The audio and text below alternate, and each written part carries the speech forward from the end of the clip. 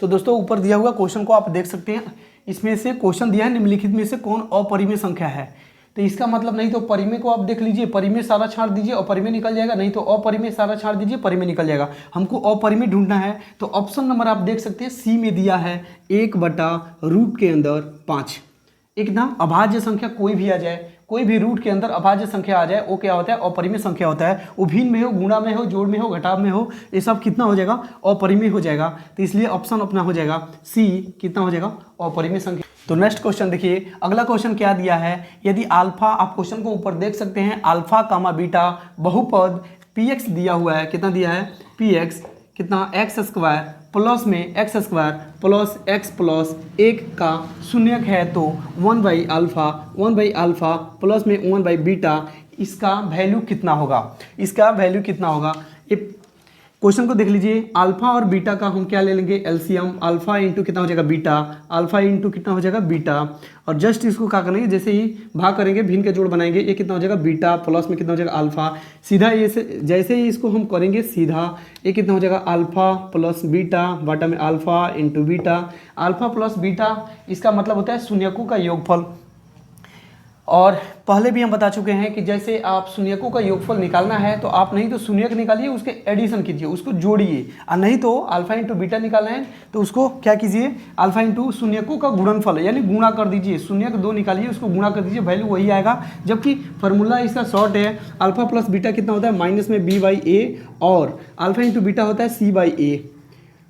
तो देख लीजिए, अल्फा माइनस में b/a, इस यहाँ पे क्या है, माइनस में b/a कितना हो जाएगा, b का वैल्यू दिया है 1 तो कितना हो जाएगा, माइनस में 1 बटा में कितना, और a कितना दिया है 1 बटा में c का वैल्यू 1 बटा में a का वैल्यू 1, इस कुल मिला के वैल्यू कितना आ जाएगा, -1 आ जाएगा। जैसे ही सॉल्व करेंगे ऑप्शन, जो कि ऑप्शन में दिया है ए नंबर, ऑप्शन ए आप देख सकते हैं, ऑप्शन ए में दिया है -1, यही हो जाएगा अपना आंसर।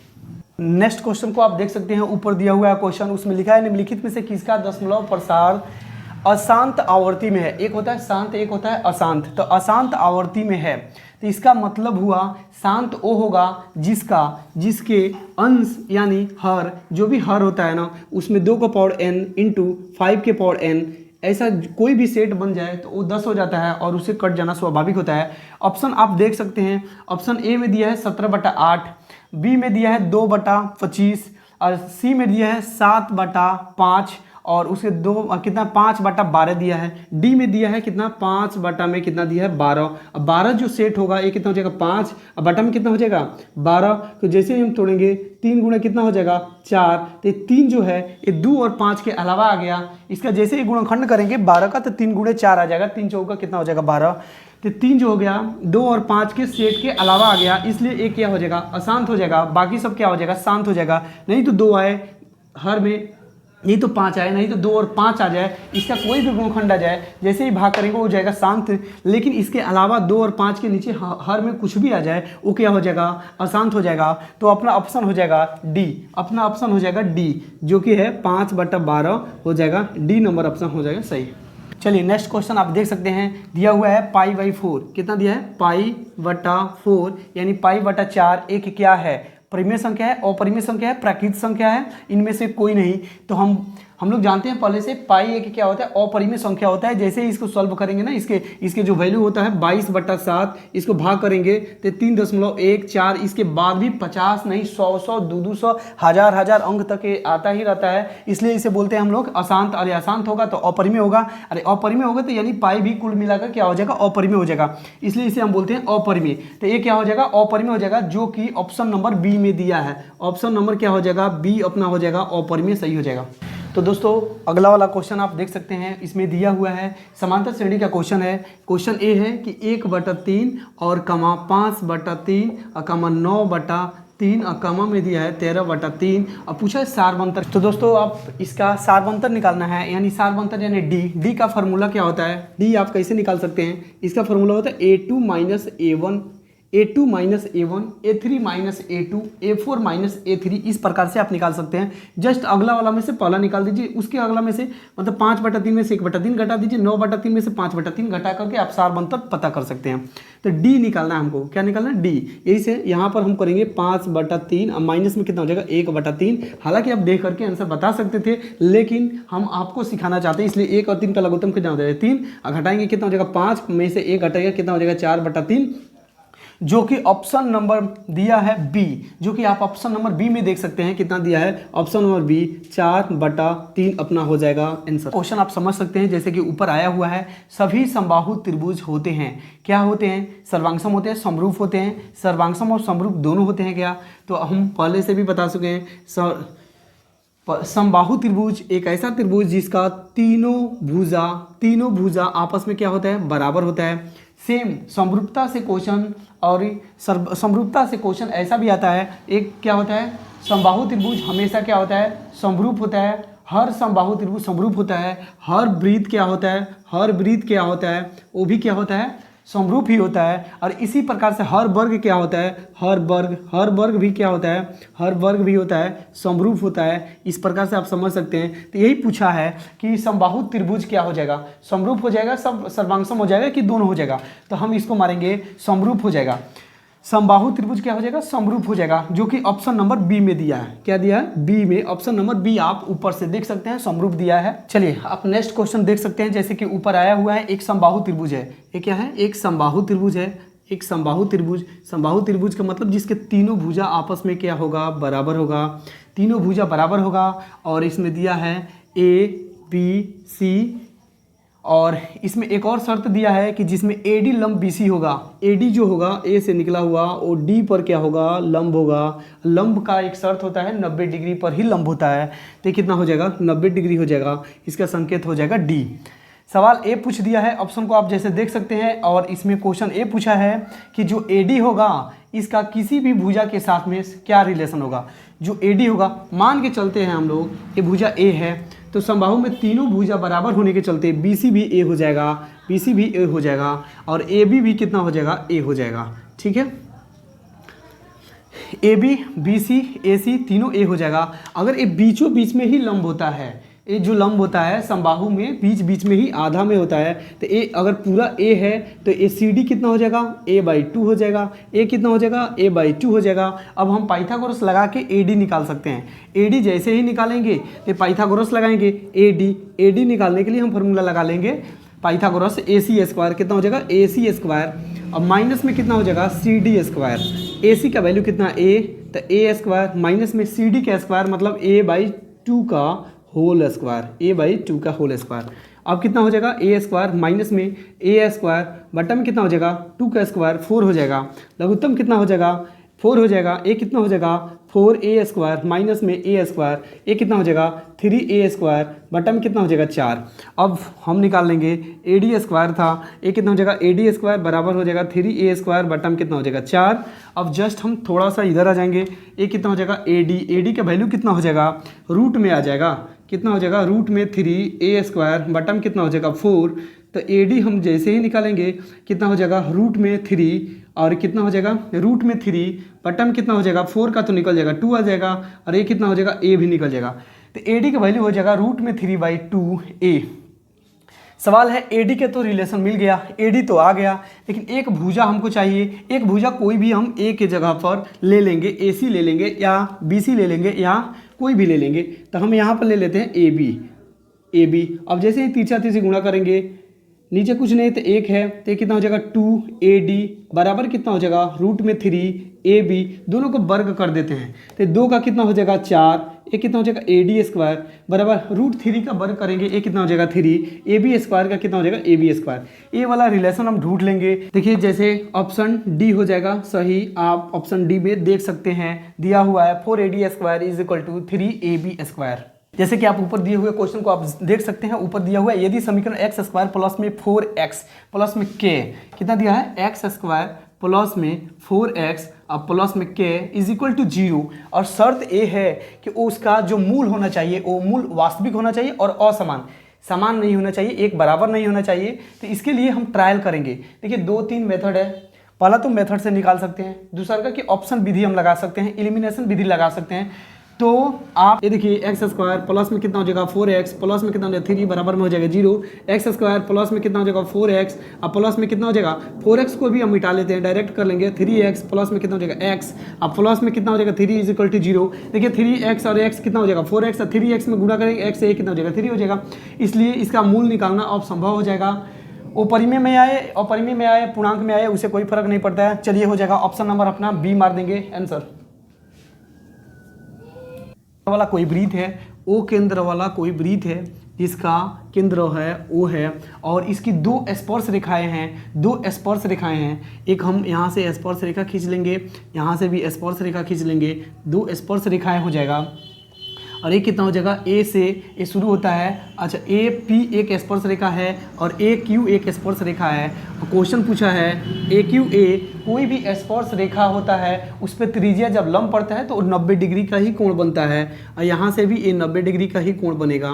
अब सवाल है कि क्वेश्चन ए भी दिया हुआ है, क्वेश्चन ए दिया हुआ है, क्वेश्चन ए दिया हुआ है। अब पी ओ क्यू कितना दिया पी ओ क्यू दिया है 110, पी ओ क्यू कितना दिया है 110, पी ओ क्यू 110 डिग्री है और क्वेश्चन ए पूछ दिया है कि पी ए क्यू कितना हो जाएगा, पी ए क्यू कितना हो जाएगा, ए वाला जो थीटा होगा ए वाला कोण कितना हो जाएगा। हम लोग जानते हैं एक चतुर्भुज का 360 डिग्री होता है, ए 90 और 110 जब जोड़ेंगे और उसमें से 360 में घटाएंगे इतना तो आना ही है। जबकि आप शॉर्टकट में ए याद रख सकते हैं कि 110 और सामने वाला दोनों ए हमेशा 180 ही होगा। तो 110 180 में से हम सीधे 110 घटा देंगे, ये कितना आ जाएगा 70 डिग्री। ये 70 डिग्री ही अपना हो जाएगा आंसर, जो कि दिया है ऑप्शन नंबर सी में, जो कि ऑप्शन नंबर सी में आप देख सकते हैं। ऑप्शन नंबर सी हो जाएगा अपना सही।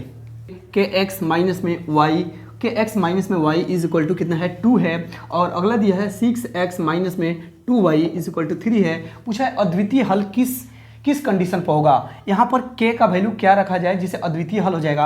अद्वितीय हल का मतलब होता है यूनिक हल, यूनिक हल का मतलब होता है एक ही बार हल होना चाहिए। इसका शर्त यह है कि दो अगर लाइन है तो एक बार ही वो लाइन एक दूसरे को क्रॉस करे, दोबारा नहीं करे। अगर दो बार एक आमने सामने हो जाएगा तब क्या हो जाएगा समांतर हो जाएगा।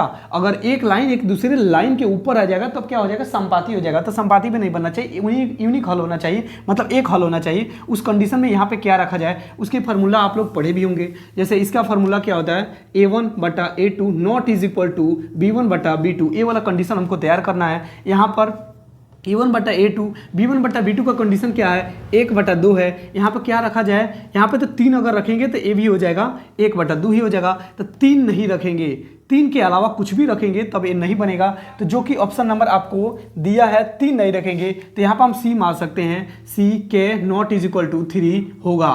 के नॉट इज इक्वल टू 3 के अलावा कुछ भी हम रखेंगे तो ये नहीं होने वाला है, शर्त पूरा हो जाएगा तब अपना हो जाएगा सही।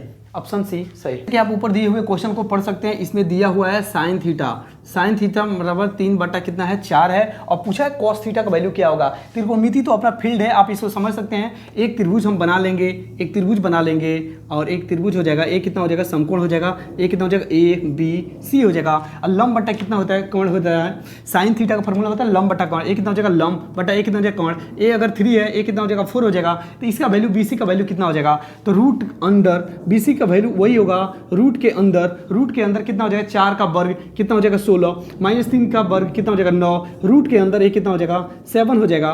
तो BC का वैल्यू हो जाएगा √7 रूट के अंदर एक कितना हो जाएगा 7। अब पूछा है cos थीटा का वैल्यू क्या हो जाएगा। cos थीटा का वैल्यू आधार बटा क्या होता है कोण होता है। तो यहाँ पे हम लोग cos थीटा का वैल्यू रूट में 7 बटा में कितना हो जाएगा 4 जो कि ऑप्शन नंबर दिया हुआ है, जो कि ऑप्शन नंबर सी में दिया हुआ है, जो कि ऑप्शन नंबर सी में हम मार करके निकल जाएंगे। ऐसे क्वेश्चन को ज़्यादा समय नहीं लगाना है, जैसे ही देखना है जल्दी करके निकल जाना है।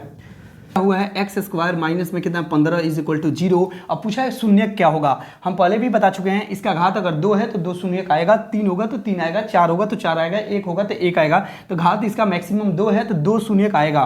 तो इसको जैसे ही निकालेंगे एक्स स्क्वायर ये माइनस में 15 इक्वल के उस पार भेजेंगे, बाएं से दाएं भेजेंगे, दाएं से बाएं चिन्ह बदल जाता है, कितना हो जाएगा 15 हो जाएगा। और एक्स का वैल्यू निकालेंगे ये क्या हो जाएगा रूट के अंदर आ जाएगा 15 और रूट के सामने हमेशा प्लस माइनस दोनों चिन्ह होता है। एक्स इज इक्वल टू 1 हो जाएगा, रूट के अंदर कितना प्लस और 1 हो जाएगा, रूट के सामने कितना माइनस। तो दोनों ए ऑप्शन हो जाएगा अपना शून्य, जो कि ऑप्शन नंबर दिया हुआ है प्लस और माइनस बी में ऑप्शन दिया हुआ है। कितना, ऑप्शन नंबर बी में आप देख सकते हैं, ऑप्शन नंबर बी हो जाएगा अपना सही।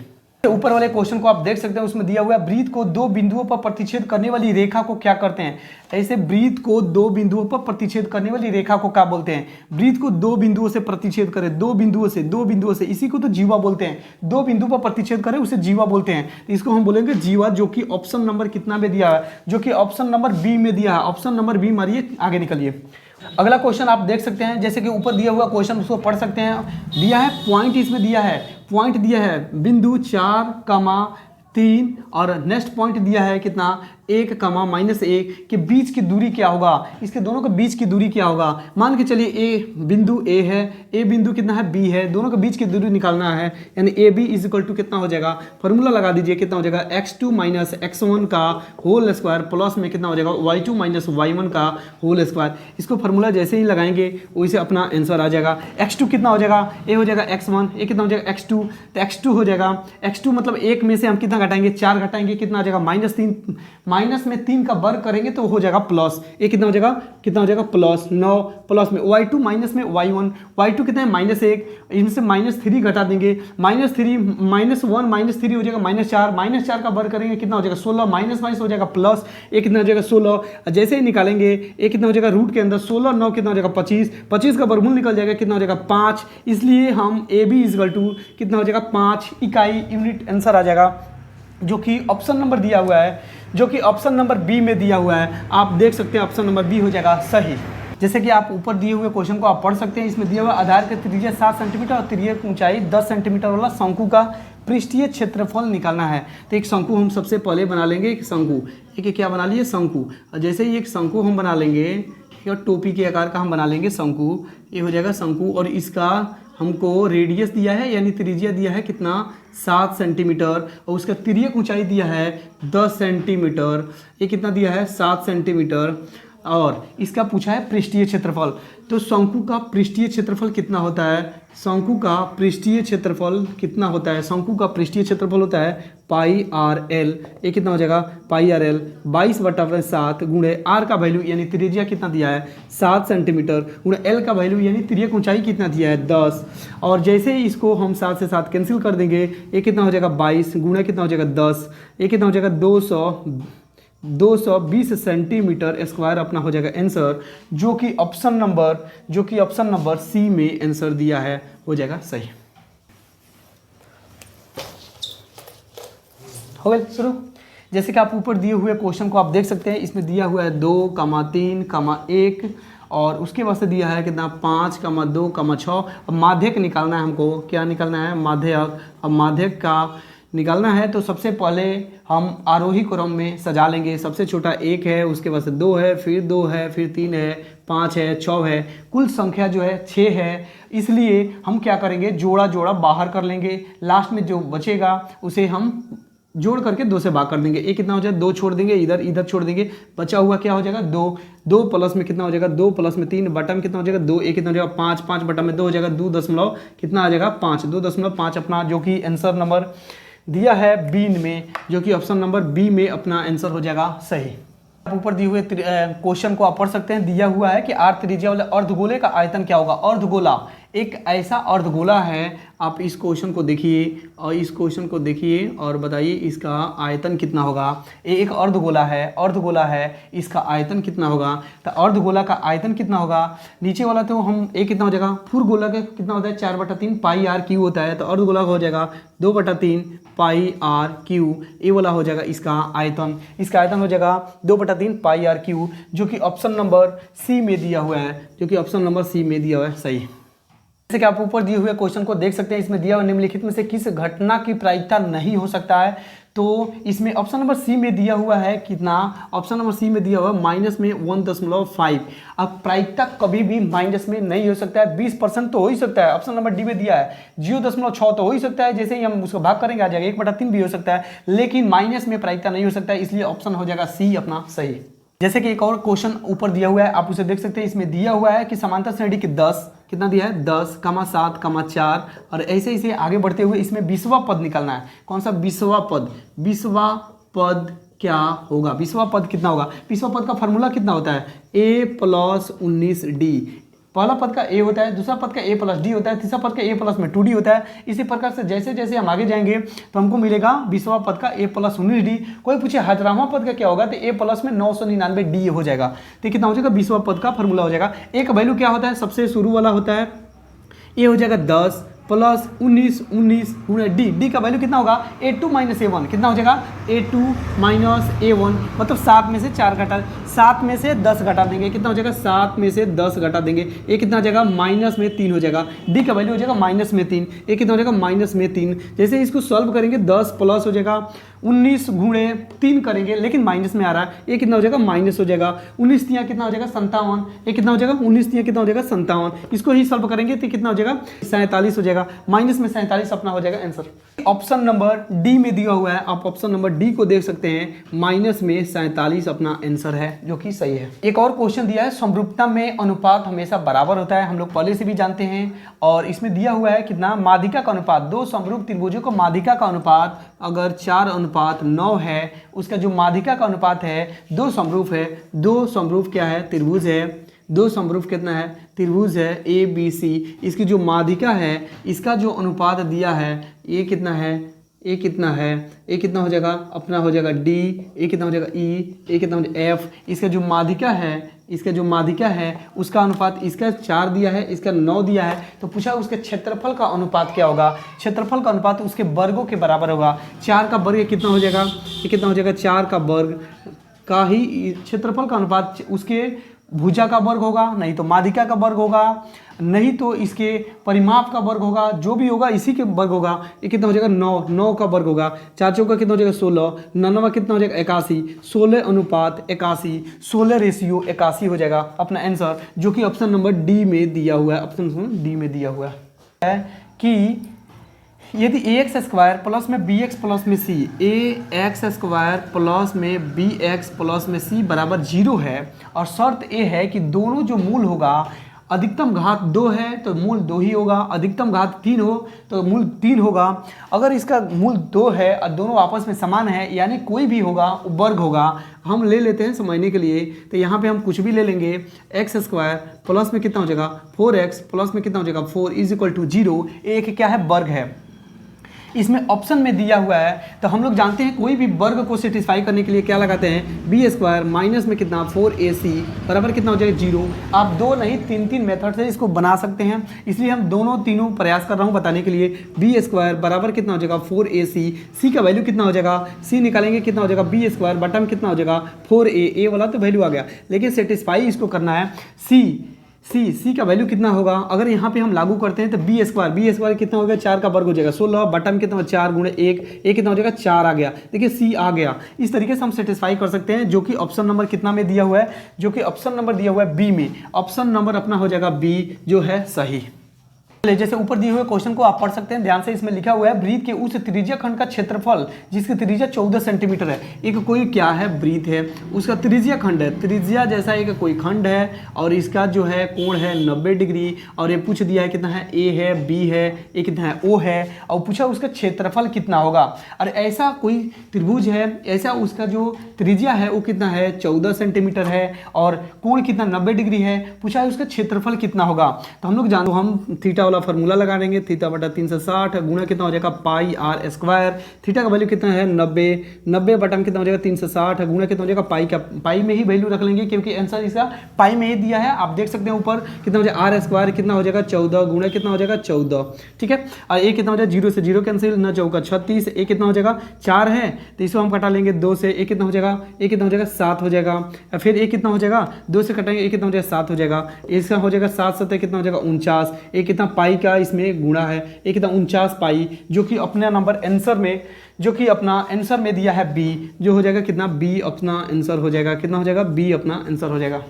जैसे कि आप ऊपर दिए हुए प्रश्नों को पढ़ सकते हैं ध्यान से। इसमें दिया हुआ है sin 2a, क्या दिया है sin 2a बराबर कितना दिया हुआ है, sin 2a बराबर दिया है 2 sin a, और ऑप्शन भी दिया हुआ है एक किस ऑप्शन पे ए बी सी डी के कौन से ऑप्शन पे सेटिस्फाई होगा, ये दोनों आपस में क्या हो जाएगा बराबर हो जाएगा। अगर आप 30 वैल्यू रखते हैं, अगर यहाँ पे आप रखते हैं sin 30 वैल्यू रखते हैं, एंगल यानी 30 रखते हैं, तो कितना 30 दूना कितना हो जाएगा 60, साइन 60 का वैल्यू ये 2 गुणे कितना हो जाएगा साइन 30 के बराबर होगा क्या ये कितना साइन 60 का वैल्यू रूट में 3 बटा में कितना हो जाएगा 2 बराबर कितना हो जाएगा 2 गुणे साइन 30 का वैल्यू कितना हो जाएगा 1/2, ये 2 कैंसिल हो जाएगा 1, ये दोनों आपस में बराबर है क्या, तो नॉट इज इक्वल टू है, बराबर आपस में नहीं है, यानी हम 30 तो नहीं रख सकते हैं, इसका मतलब हुआ 45 पे भी बराबर नहीं होगा, 60 पे भी बराबर नहीं होगा, ये 0 पे बराबर होगा। देखिए कैसे, ये कितना हो जाएगा साइन 2a बराबर कितना हो जाएगा 2 साइन a, अगर 0 पुट करते हैं यहाँ पे तो ये कितना हो जाएगा साइन 0 हो जाएगा,